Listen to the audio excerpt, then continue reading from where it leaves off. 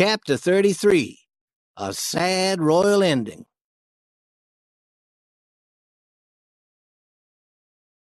I took a horse and wagon and started down the road to the town.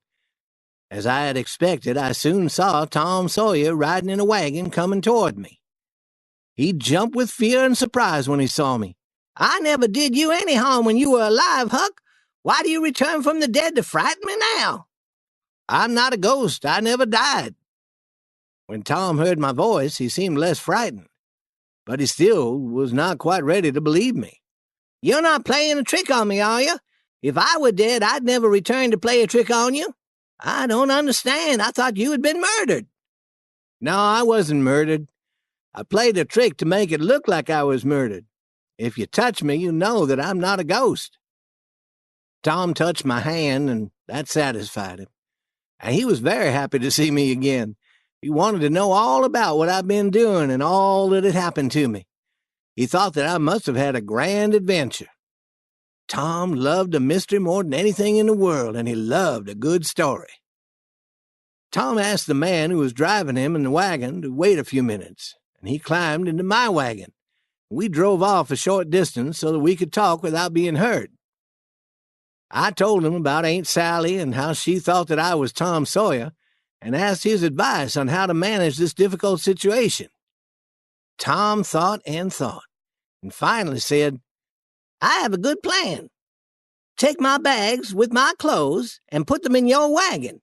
Pretend that they are your clothes. I'll return to the town and wait. Then I'll come out to Aunt Sally's house and time my visit so as to arrive 30 minutes after you. Pretend that you don't know who I am.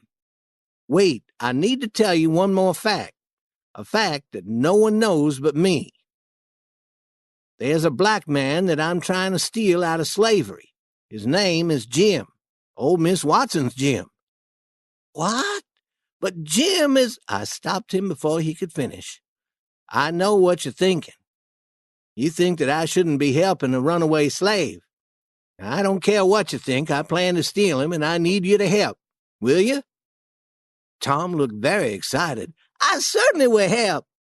I couldn't believe what I had heard. I had always thought very highly of Tom, and never dreamed that he would help a runaway slave. I never dreamed that he would be an abolitionist. "Are you joking, Tom?" "No, I'm not joking, Huck."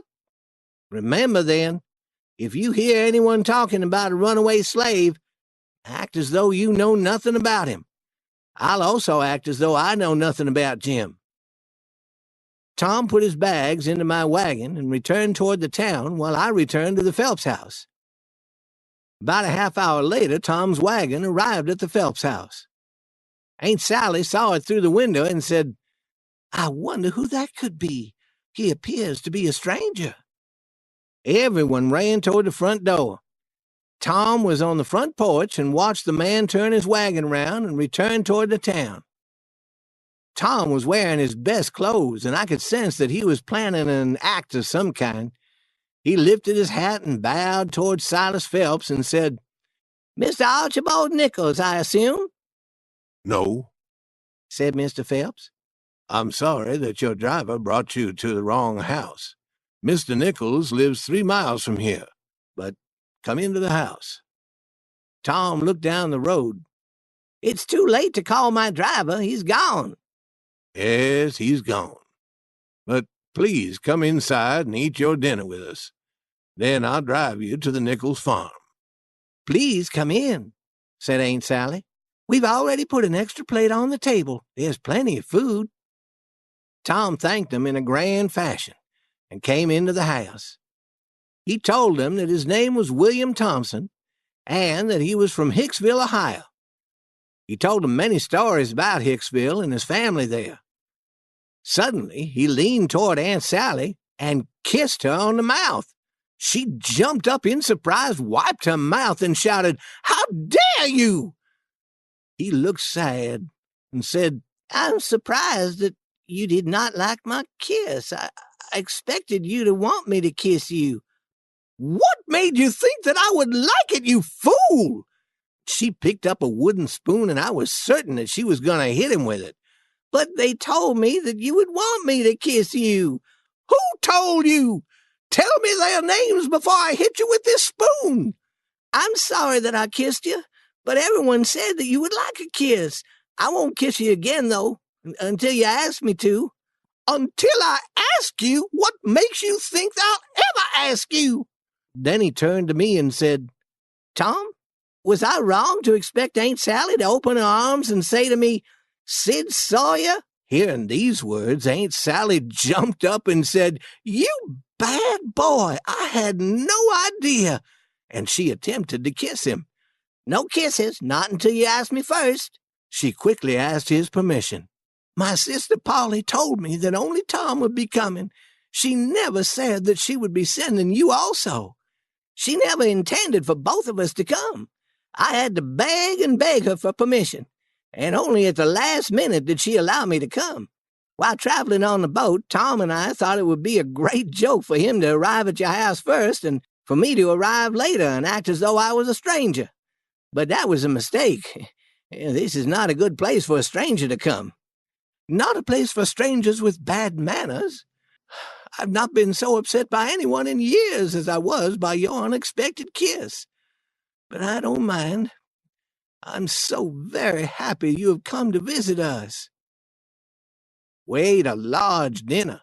There was enough food on the table for 7 families, and all the food was hot and tasty, the best food that I'd ever eaten. Later that afternoon, one of the Phelps children said, Pa, can Tom and Sid and I go to the show? No, said Mr. Phelps. There won't be a show. The runaway slave told me how they had tricked men in other towns. I told Mr. Burton this, and he said that he would tell other men in town, and I'm certain that they have caught those 2 men by now. I felt very sad when I heard this. I knew that I had to warn the king and duke. Tom and I said that we were tired and would go to bed early. As soon as we could, we climbed out of the bedroom window and jumped to the ground. We were soon walking quickly down the road to the town. As we walked, Tom told me how my friends thought that I had been murdered, and how my pap disappeared soon afterward and was never seen again. I told Tom about the king and the duke and about their foolish play. When we reached the town, we saw a crowd of people rushing down the street, shouting and screaming and making loud noises by hitting sticks against large pans. We jumped to the side of the road to allow them to pass, and as they moved past us, I could see the duke and the king in the center of this angry crowd. They were covered with feathers and a sticky black substance called tar. They didn't look human. I felt sick to see them. I was sorry for them, even though I knew how cruel they had been. It was awful to see them in this condition. Human beings can be very cruel to one another. We were too late. I knew that we couldn't help them. We asked some people what had happened. They told us that everyone who had gone to the show had been told in advance about the trick the king and the duke would try to play. When the king was doing his little dance naked on the stage, someone gave the signal, and all the men ran onto the stage and seized them. We slowly returned to the Phelps house. We were both feeling very sad after what we had seen. I was feeling guilty for some reason, though I'd done nothing wrong. It seemed to make little difference to me whether I did right or wrong. I always felt guilty. I wished that I could get rid of that part of me that was forever trying to decide what was right and what was wrong. It filled a big space inside of me, but was of little use to me.